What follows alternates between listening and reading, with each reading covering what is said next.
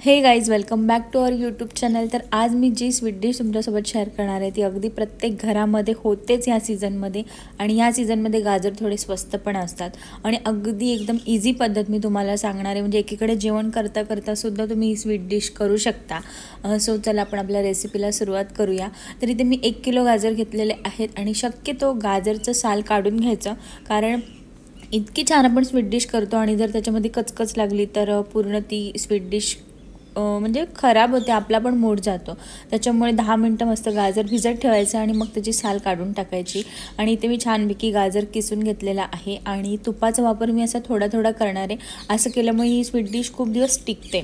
तर इथे मी 2 चमचे छानपैकी तूप गरम केलं आणि त्याच्यामध्ये हा गाजर जो आहे किसलेला तो छानपैकी आपल्याला शिजवून घ्यायचा आहे.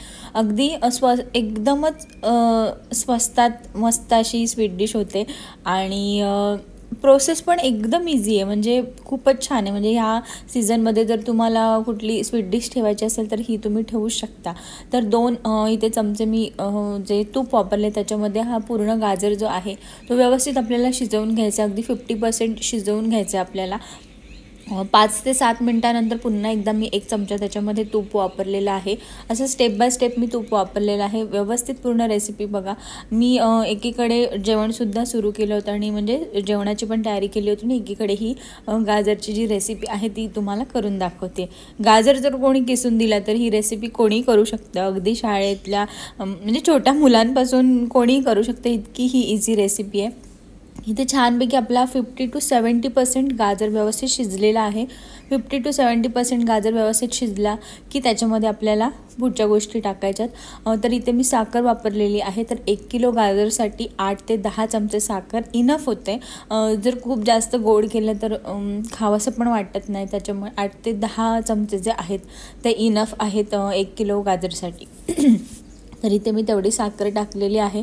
आणि चमच्याचं प्रमाण ह्यासाठी सांगते कारण मोस्टली सगळ्यांकडे सेम चमचा असतो. जो पोहे खातो जो आपण जो चमचा वापरतो त्या चमच्याचं मी प्रमाण सांगते. तर इथे छानपैकी जी साखर आहे ती मस्तपैकी गाजरमध्ये मिक्स करून घ्यायचे. अगदी 2 ते 3 मिनटासाठी पूर्ण साखर विरघळली पाहिजे.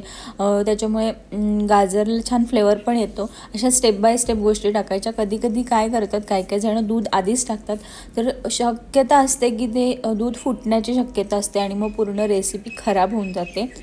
सो थोडासा म्हणजे 50 to 70% गाजर शिजल्यानंतर तुम्ही त्याच्यामध्ये दूध टाकू शकता. तर इथे मी 1 वाटी दुधाचा वापर केलेला आहे.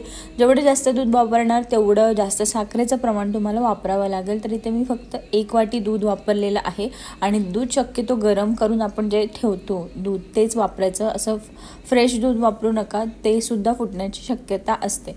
तर इथे मी 1 वाटी दूध वापरलेलं आहे आणि त्या दूध टाकल्यानंतर पुन्हा आपल्याला 2 ते 3 मिनटासाठी छानपैकी शिजवून घ्यायचे. एकीकडे माझ्या चपात्या चालू होत्या, वरण भात भाजी असं सगळा मी स्वयंपाक पण करत होती आणि एकीकडे ही स्वीट डिश करत होती. कारण ही स्वीट डिश अगदी मला वाटतं प्रत्येकाच्या घरात होत असेल आणि प्रत्येकाला येतसुद्धा असेल. पद्धती वेगळ्या असू शकतात. तर इथे मी पुन्हा 1.5 चमचा इथे तूप वापरलेलं आहे. पूर्ण प्रोसेसला मला 4 ते 5 चमचे तुपाचा वापर मी म्हणजे केलेला आहे. आणि कोणतीही स्वीट डिश करताना जर तुम्ही तूप वापरलात ना तर ती स्वीट डिश अजून छान लागते. तर इथे मी फक्त काजू वापरलेत. तुम्ही बाकीचे ड्रायफ्रूट्स पण वापरू शकता, मला नाही आवडत.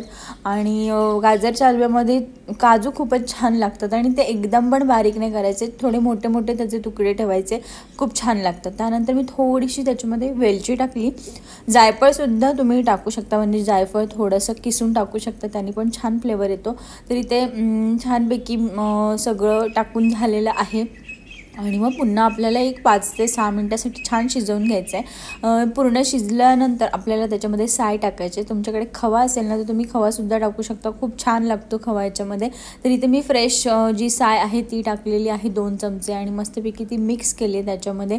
आणि अगदी बोलता बोलता सहज ही रेसिपी होऊन जाते. कोणाला तरी गाजर किसायला द्यायचे, किसून झाल्यानंतर अगदी त्याला काही म्हणजे लागत नाही करायला किंवा जास्त वेळ लक्षसुद्धा द्यावं लागत नाही.